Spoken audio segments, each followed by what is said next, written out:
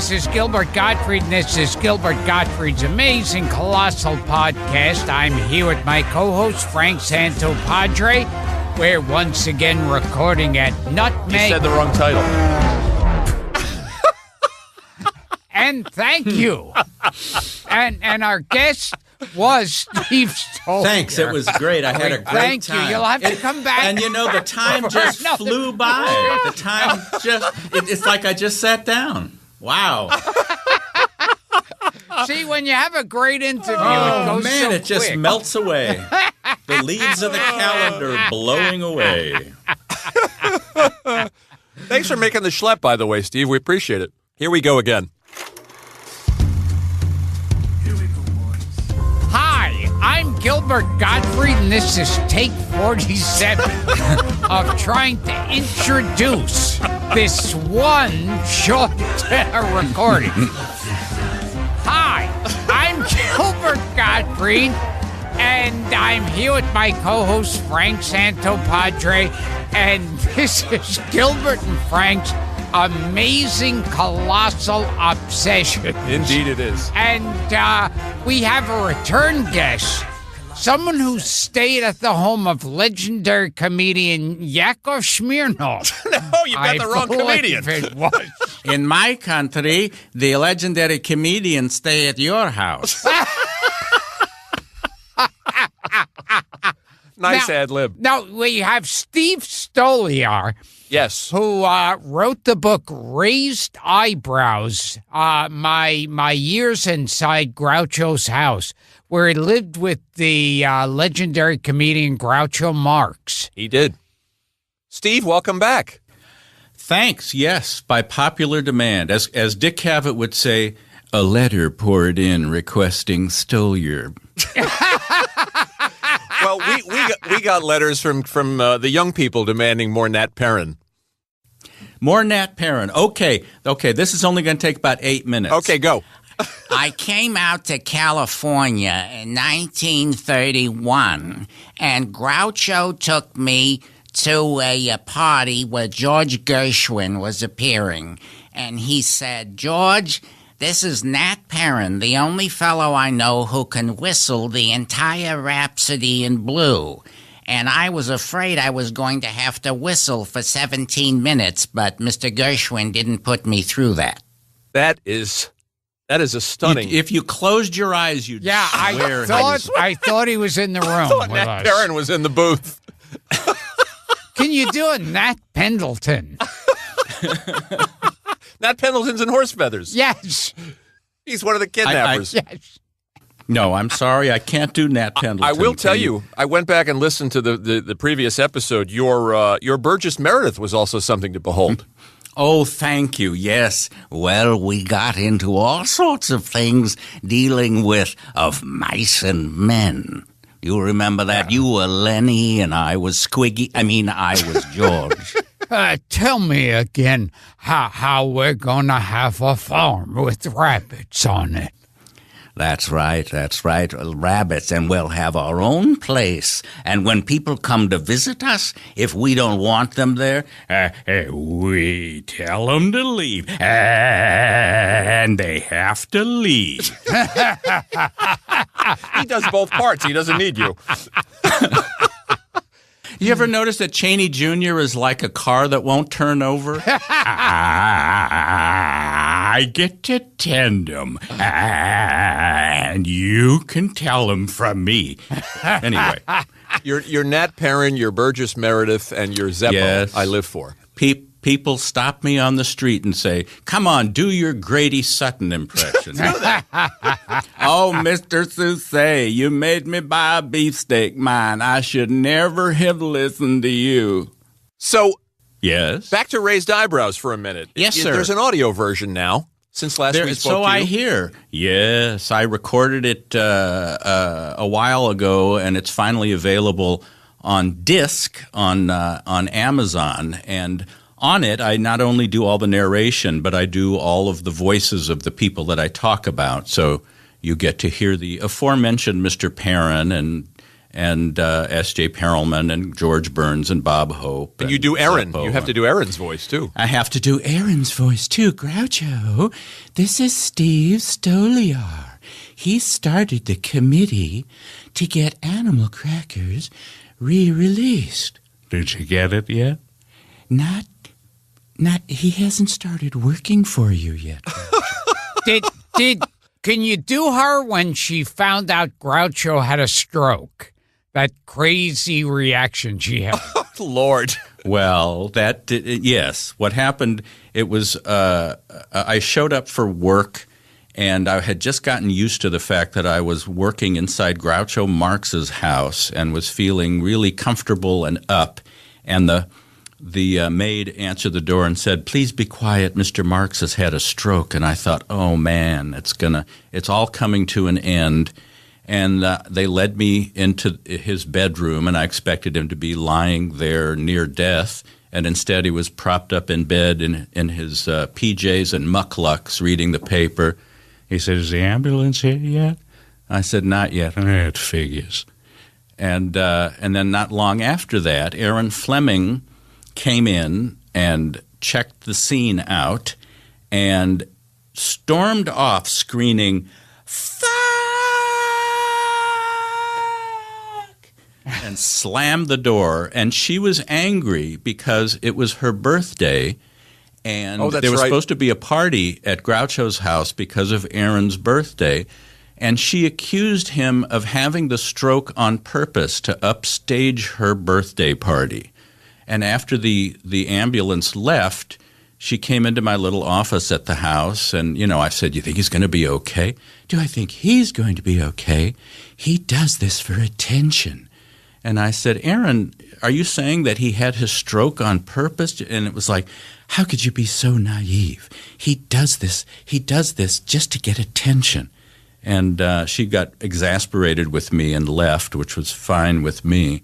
And he bounced back from that, and I ended up working there for another 2.5 years. But I thought, the jig was up. So if we should also remind our listeners, too, that there's a movie in the works based on your book, Raised Eyebrows. There is. And first of all, give us the update on that. It just suddenly occurred to me that I'm picturing the day that you have auditions and you have to audition actresses to play Erin, and how interesting that's going to be for you. But tell us what's happening. Well, let's see. It's going to be directed by Rob Zombie, even though that seems like a strange choice. In fact, he read the book when it first came out, and he loved it. And he said, "This is just the kind of thing I've been looking for to get away from horror for a while." And ours has been just the most remarkably smooth collaboration I've ever encountered. The long and winding road through development and finding a home for it. But we hope to start the casting process in the very near future, and Rob would like to film it this year. So it's going to be surreal. Oh, it's exciting. It is. It is. It's frustrating how long things take to reach fruition. I was complaining about it in a letter to Woody Allen, and he wrote back and said, "Don't gripe about the time element. That'll take care of itself. Be grateful that your story hasn't been taken from you and given to imbeciles to destroy." Wow. And he's right. He's right. The time thing that ends up not mattering, and I'm very grateful that they've remained true to the story and haven't said, "Oh, here's what we could do with it. We could just use this as a launching point and then have Groucho and then do all sorts of wild, crazy stuff." But instead, they've really cared about remaining true to my book, which is very flattering. So the screenplay is completed and the screenplay's completed. I wrote the initial draft, and then Oren Moverman, who worked on that Brian Wilson film. Love and Mercy. Right. That's terrific. And a number of other excellent motion pictures. He worked on it, and it still remains true to the initial story that I hammered out on my little machine. So the script is done, and it moves forward, which is better than not moving forward or moving backward. Yeah. And And it's going to be very, very strange to see someone playing me when I was 20. Yeah, I can imagine. No one but my sister and a few friends will be able to say he didn't look exactly like that when he was 20. But it's going to be very strange because it's the three main characters are the old Groucho and ambitious younger Aaron, and then Steve, naive young 20-year-old Steve. And it's mostly what the goings on inside the house. It's not a biography of Groucho, right? Sure. Any more than Ed Wood was a biography of Bela Lugosi. Speaking of Ed Wood, Scott and Larry, did you know, Gil? Oh, you remember we had Scott and Larry on the show, and they've got a Marx Brothers biopic that – you know about this, Steve? I do, yeah. They wrote it some years ago. Yeah. And so weren't able to get all the elements assembled for it. Right. But, they were heavily into that and had high hopes for it. But this is completely different because this is only about Groucho's twilight years, and it doesn't pretend to be any kind of comprehensive story of his life. Gil, are you here? What? Yeah. Can you do an imitation of? I forget her name. Gloria Stewart? Gloria Stewart. Oh my gosh. She was the old lady from Titanic. Who was she married to? Was she married to? She was married to Arthur Sheikman, who was one of Groucho's oldest friends and who worked on Monkey Business and Duck Soup. And she would come to lunch there, and Groucho would say, Gloria Sheikman's coming to lunch today. And I didn't realize at the time that was the same woman who co-starred The Invisible Man. In The Invisible Man, Right. and with Karloff in The Old Dark House. Oh, she's in The Old Dark House, right. And a couple of Shirley Temple films. Yeah, I wish I had realized that at the time because I would have asked her about James Whale and Karloff and Claude Rains and all those wonderful Universal people. Let's talk a little bit about the new Blu-ray. You and I were talking, and we wanted to do another episode with you. And the Paramount films, the 5 Paramount films, were released. You were, of course, involved in the resurgence and the rescue of animal crackers. Right. But the five Paramount films were just released on Blu-ray. They look terrific. I was watching them this weekend. A couple of our friends are on there, Leonard Maltin and Dick Cavett and Larry and Scott. I'm learning so much about the Marx Brothers. I thought I knew everything about the Marx Brothers. I didn't know that Zeppo, for instance, did not really get a say in the decision making. That he was not an equal partner, which I found interesting. Yeah, and I used to have a contract from the mid-'20s that renewed the Coconuts stage version for another year, and even in that, he was getting less money, and it talked about if he were to not be part of it. So even early on, there were rumblings that he wasn't seen as an equal Marx brother, even though he was on Broadway and in the 5 Paramount films. Did that have something to do with him stepping aside? I mean, the story that you get is that Minnie kind of forced him into it. That Zeppo got into it because it was a family obligation, and when Minnie and Frenchie were gone, he felt no obligation to continue. Well, yeah. I mean, Gummo was the straight man in vaudeville, and then he left to be in World War I. So they needed someone to play the younger juvenile straight role. So Gummo was drafted into the Army, and Zeppo was drafted into the act. And I don't think he was ever happy doing it. I don't think he was ever comfortable in front of the camera. And then once he left after Duck Soup, he became really one of the top-notch agents in Hollywood and represented Gable and Lombard and Lana Turner and Barbara Stanwyck and Robert Taylor. So he did okay. He always seemed in the movies like perfectly likable. Yes. But even as a kid, I would think, well, what is he actually doing here? It's only when he's subtracted from the quartet that you miss him. Absolutely. When he's replaced by Kenny Baker and Tony Martin and Alan Jones. Alan Jones. Yeah. That you start wishing that Zeppo were still there, if only to say, I represent the captain who insists on my informing you of these conditions under which he comes here. There is a story, though. It's funny. Maybe it foreshadows him becoming an agent. There's a story in the documentary on the Blu-ray about Zeppo going to the suits at Paramount and actually getting them more money. You know this story? I do, because I'm in the documentary. But I should mention that in addition to the 5 Paramount films all looking better than they have. They look great. Including Animal Crackers having some footage restored that had been edited out for the reissue after the Hayes office had made things tougher on suggestive dialogue and that sort of thing. They found a print of it in a British film archive and were able to include that. But in addition to the films, there's a really nice documentary called The Marx Brothers Hollywood Kings of Chaos. Yeah. And Cavett and Malton and Larry and Scott, Bill and Andy Marx and myself. Oh, I didn't watch the whole thing, so I didn't see you. I apologize. Okay, I only watched the first 30 minutes. I think that brings us to the end of this. this interview. I'm terribly. No, I am towards the end chronologically because that's how they did the thing. So I'm brought in to talk about Groucho's last years, which I witnessed. Mm-hmm.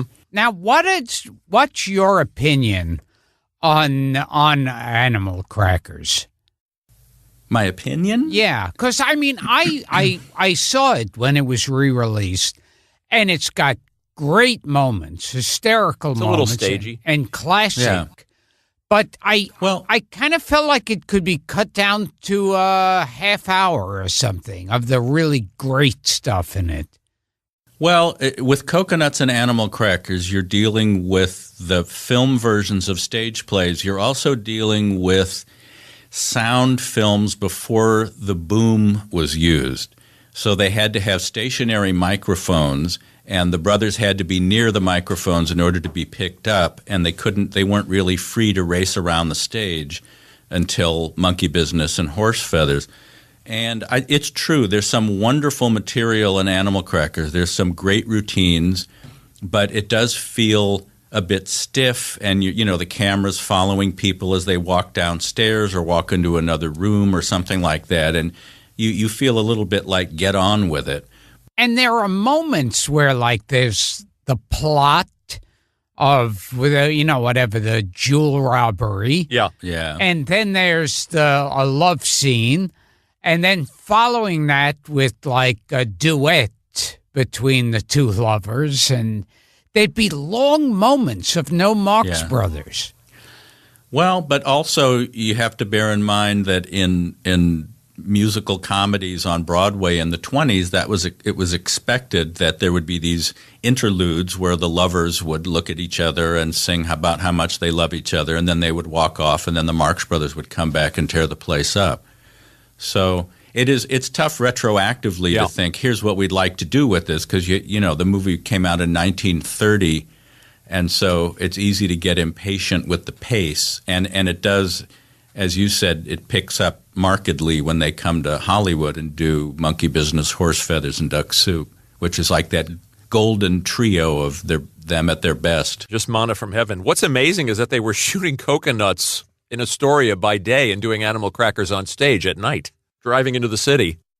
I noticed that in the Wyandotte routine, there's several times when Groucho starts to call Chico Ravelli. He does. He stops himself. Yeah. He goes, now look here. Yeah. And he's pointing at the map and showing him where the jewels are buried and all that. And it's because the Wyandotte routine was essentially redone as the left-handed moths routine in Animal Crackers, and it must have been very easy for Groucho to shift into that dialogue, since he was doing one during the day and then another show at night for the camera. And I heard when they did the Wyandotte, because of those old mics, that when they moved the map around, it would make so much noise that they eventually soaked the map in water. It's true. Right. You can see it. It looks really limp, and when Groucho takes the map out to show him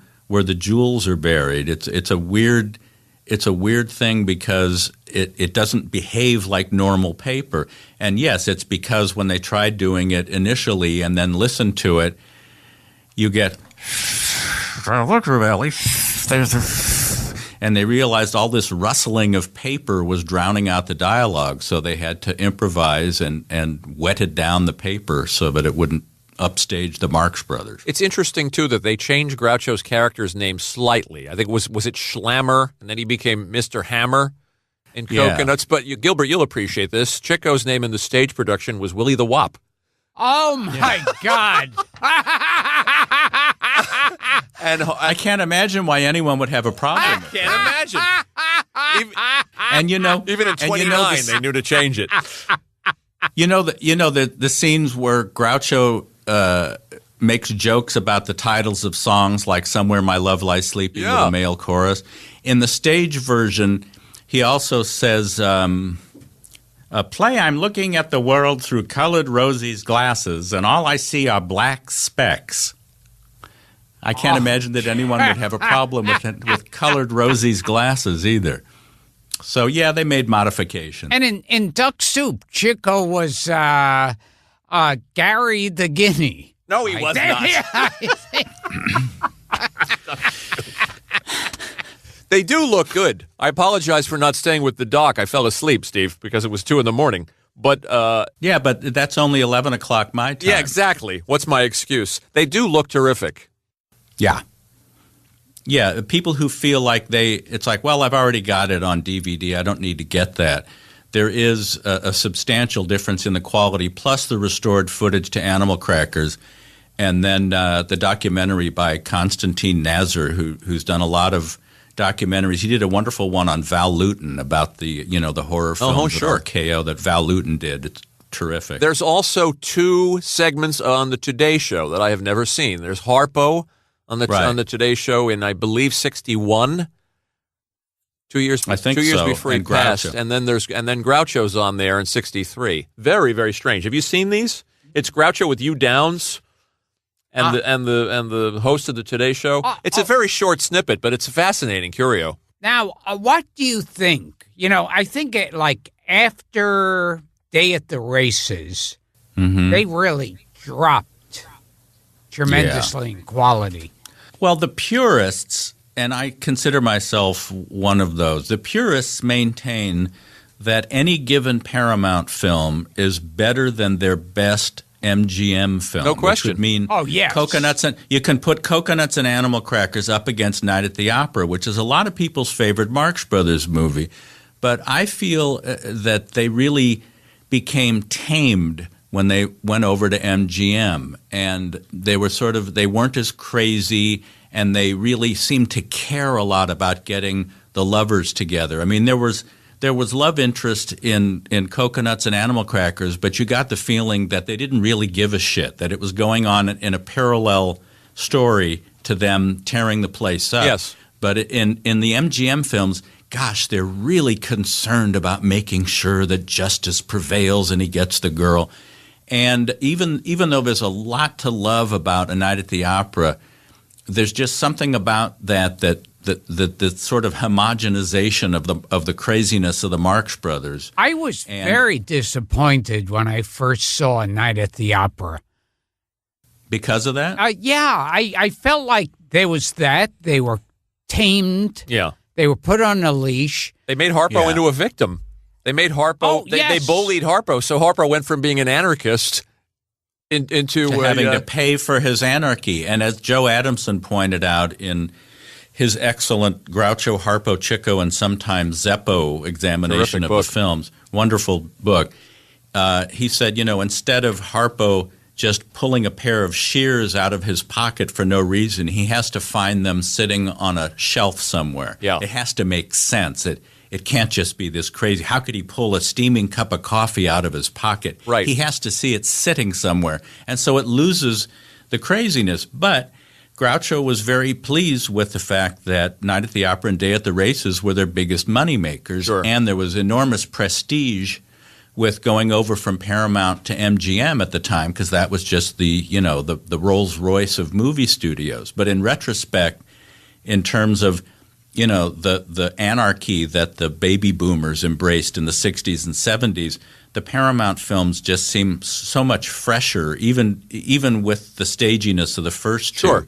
The material is looser, and they're just a lot more fun and less. Instead of having one foot stapled to the ground, Well, like and they the had at surrealism MGM. was lost. I think of the dog coming out of the doghouse and Harpo's Oh, tattoo yes. and duck soup. Yeah. That's something the MGM that- would never have And, allowed. and I also thought, like, in opera and races, there were pauses where you could put a laugh track in after each line that was said. Well, some people look at that as the genius of Irving Thalberg, and others look at it as the beginning of the end. Because when Irving Thalberg, the head of production at MGM, signed the Marx Brothers, he said, "I'm going to make a picture with you guys that's going to have half as many laughs and make twice as much money." And he was right. Yeah. And the way they did that was by taking certain scenes out on the road and doing them in front of live audiences, so they could time how long to allow before the dialogue starts up again. Because Thalberg's complaint was, in the Paramount films, you miss half the jokes because the audience is laughing over them, because the things are, those movies are like 72 minutes long. You forget how short Paramount comedies were. Same with Fields, same with Mae Sure. West. But MGM built in those gaps, those beats for the audience to laugh. But if you're looking at it at home, or there's no one else in the theater for some strange reason, you wonder why. It's like, come on, get on with it. And that was it. It was because they had scientifically timed those sequences to allow for audience laughter. And assumedly, if Thalberg didn't die, if he didn't suffer an untimely death, they would have continued at MGM? I think Because the two films were so profitable, even though Mayer had it out for them. right. And I don't know to what degree they would have been making wonderful films, because I still think that Opera and Races already shows the downhill slide. Sure. Plus, it's also after the Hays Office, the Hays Code kicked in. So I think a lot of the things that Groucho joked about in the Paramount films were frowned upon after 1934. So you're also fighting against that homogenization of material. But it would have been better for them if Thalberg hadn't died, and it probably would have been better for Thalberg if he hadn't died. Are there any of the post MGM films, be it Go West or Night in Casablanca or At the Circus? Are there any of them that you can get through? I mean, there are moments at the circus, that's has the Lydia, thing of is, course. Right. There's moments in all of them. There's none that are a complete washout, although Love Happy, pretty comes close. A case could be made. Plus, they're getting older, and you're looking at Marx Brothers in their 60s trying to be impish, childlike creatures, and it kind of doesn't work. But you could excerpt, going back to what Gilbert said about, let's just edit it down to a half hour and have a really slick thing. You could take sequences from the later films, from Room Service and At the Circus and Go West and Big Store and Night in Casablanca, and put it together and show it to someone such that they say, there's a lot of funny stuff in that. How come people don't like the movie? And it's like, well, because I cut out Tony Martin singing Tenement Symphony. And I cut out Kenny Baker singing Two Blind Loves. You just want to reach through the TV and strangle Agreed. him. But When I was 12, and you would just watch them all together. I didn't know the difference. I mean, of course, I knew, the Hackenbush, the Lydia the Tattooed Lady. There was always something there. Except for Love Happy. Even as a kid, I knew Love Happy was shit. Love Happy is surreal. Yeah. It's just... Well, Groucho's talking in this Today Show clip about how bad it was. yeah. He's talking about Marilyn Monroe. Well, he was no fool. I mean, he knew which the good ones and the bad. I mean, I mentioned in Raised Eyebrows, I talk about how he came to the lunch table one day, just looking a little bit upset, and he said, Whatever made Bazell think he could direct pictures? I was still pissed off about Go West. and it was like he had just come from the set of Go West in 1940. And Eddie Bazell was the director of At the Circus and Go West, and he had been a vaudevillian song and dance man that then became kind of a workman-like director at MGM doing musicals and comedies. But Groucho, it was just like it just all over again upset him. It's funny that Bazell was put in charge of those things. And Harpo was starting to look like a homeless person. Yeah. He in The Night in Casablanca, he has an even shorter kind of white-haired wig, which somehow emphasizes the fact that he's 60-ish, and it's just that's why Groucho had the wisdom to grow old in front of the camera. He ditched the grease paint mustache and eyebrows and grew his own mustache and had that whole second career as the host of You Bet Your Life and as basically as himself for the rest of his career. Harpo and Chico went on the road in Vegas and different countries, doing their zany jackanapery for audiences that love seeing them in person. But yeah, there is something, I think, kind of at best bittersweet or poignant when you see photos or clips of them from the 50s. You see that in that box set on the Marx Brothers on TV. There's a lot of wonderful stuff in there, but the clock is ticking on Harpo and Chico. But Groucho, he was just sort of hitting his stride as a solo act when the other two were still clinging to the characters that they'd been doing since the 20s. Well, people forget, too. They made their film debut in their 40s. Essentially, yeah. Groucho was 39. Zeppo was only in his 30s. Yeah. But, yeah. And yes, I Gilbert. remember in... Yes, I see. There's Mr. Gottfried has a question. The man in the back. And in Day at the Races, where they break into It's Gabriel. Who that man? Yeah, Gabriel. it's weird. Who that man? Boop, boop, boop, boop, boop, boop, boop, boop. But in all the films they made, which is 13, which isn't that many, All God's Chillin' Got Rhythm is the only thing that was ever nominated for an Academy Award. Bizarre. It was nominated for Best Dance Director. Yeah, of all the things the Marx Brothers did, you think about the brilliance of Duck Soup and all those other great sequences and great performances, the only thing that the Academy ever paid any attention to was the Who Dat Man Gabriel sequence with all the happy dancing black people in the barnyard, which for some reason people these days have a problem with. I can't understand that. And I heard that the great Nat Hiken wanted to write a movie for the Marx Brothers. Oh, yes. Nat Hiken of Car Phil 54. Silver's. and Sergeant Bilko. And Bilko, yeah. He at one point wanted to write a Marx Brothers movie.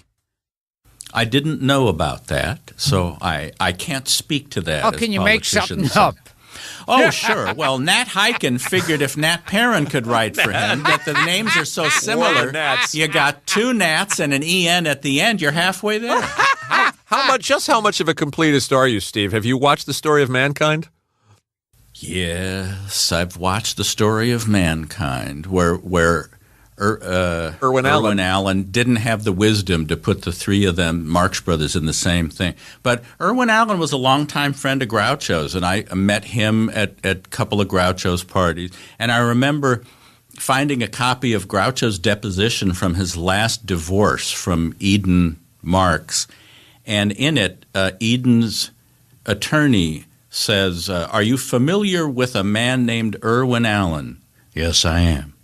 "And what is his profession?" He's a pimp. He just puts that in there. That wasn't going to be heard by anyone or seen by anyone, but that was his answer. That's fantastic. You guys want to do a little crooning, a little duet, like the old days? What the old days? Yeah. Yes. What were you thinking? Well, does the song from Horse Feathers mean anything to you? Because I have some lyrics here for Gilbert.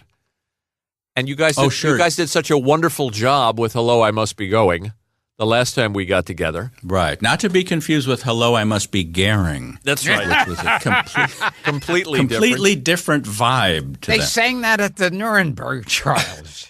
They did. Yes. Yeah, Spencer Tracy and Montgomery Clift in and around saying, They said my mother was feeble-minded. She doesn't look feeble-minded, does she? What if we did a little duet here and each one of you guys took a different section of this? And, All right. and we did your various Grouchos at various stages. Did I tell you that when Bob Whitey and Joe Adamson, after they interviewed Riskin for Marx Brothers in a Nutshell, they were wrapping up the equipment, and Riskin said, "I don't understand these kids with their protest songs. I don't like war. I don't need war. I hate war. Nobody likes war, Bob." And Bob is thinking, it's 1981. No one is singing protest songs, Mr. We are the Riskin. world. You've been harboring this grudge since the mid-1960s. I don't like war. That's I all. don't want So he does Maury Riskin, he does Nat Perrin, and he does Zeppo, and he does S.J. Perelman. And you do Rondo Hatton. Sure, just don't scream. She's so pretty, don't hurt her. You're my friend, and I don't want you to hurt the girl. So, Steve, you'll start us off as slightly younger Groucho, and each one of you can do a stanza. Everyone says I love you, but just what they say it for I never knew. It's just inviting trouble for the poor sucker who says I love you. Take a pair of rabbits who get stuck on each other and begin to woo, and pretty soon you'll find a million more rabbits who say I love you. When the lion gets feeling frisky and begins to roar, there's another lion who knows just what he's roaring for. Everything that ever grew, the goose and the gander and the gosling too, the duck upon the water when he feels that way too, says I love you. He even gave you the duck ending from Horse Feathers. Terrific. Nice work, guys. Hey, Steve, is it true, Yes. and Gilbert will love No. this, is it true No. that Gilbert danced on Hitler's, on the site of Hitler's bunker in 1964? Gilbert? Yes. That No, Gilbert not danced Gilbert. on... I'm telling you, I'm aging beautifully. Is it true that What Julius kind of a did it? dance did What kind of a dance did you do on Hitler's grave? Did I say Gilbert? Yes, you did. Oh, God, I'm tired.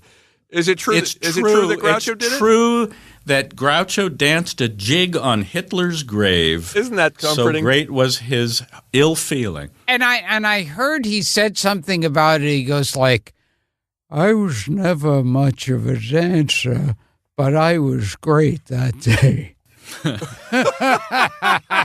Well, sure, it's fair to go ahead and knock Hitler when the man's not here to defend himself. Steve, this was fun. Tell us again the book, the audio book. The audiobook is available, also the Kindle format on Amazon, and if someone wants to buy a signed or inscribed copy of the paperback, they can go to my website, www.stevestoliar.com, and I'll be more than happy to accommodate you. Fantastic. now, and now one part of the book that we didn't get to, you said that Sig Ruman Yes, Sig Ruman. He was in money several of them. Here he goes. Here he goes. Yes, to Margaret Dumont There he goes. to shit on him. that's correct. He said, Margaret Dumont, you drive me crazy with your shapeliness.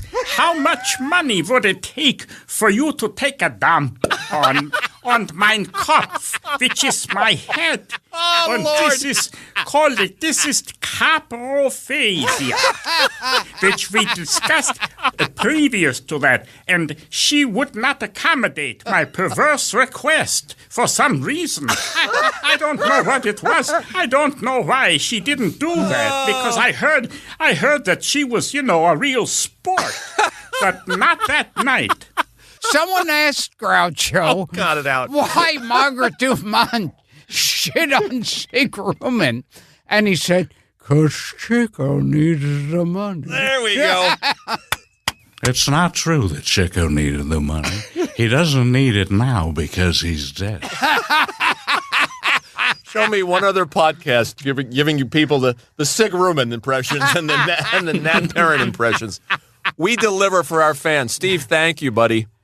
My pleasure, guys. This was a treat. We'll talk again. Keep us posted on everything. I shall. well, this is Gilbert Gottfried, and I'm here with my co-host, Frank Santopadre, and this has been another edition of Gilbert and Frank's Amazing Colossal Obsessions with Steve Stoliar. Thank you, Steve. My pleasure. You are the best. Oh, hell. Talk to you soon.